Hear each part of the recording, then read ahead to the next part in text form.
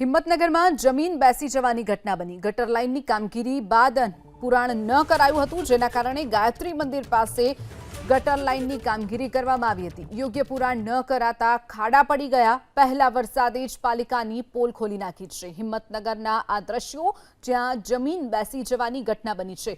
ગટર લાઇનની કામગીરી કરવામાં આવી હતી, નવી ગટર લાઇન બનાવવામાં આવી હતી, પરંતુ ત્યારબાદ પુરાણ ન કરાતા આ દ્રશ્યો સામે આવ્યા છે। જમીન બેસી જવાની ઘટના હિંમતનગરમાં સામે આવી છે।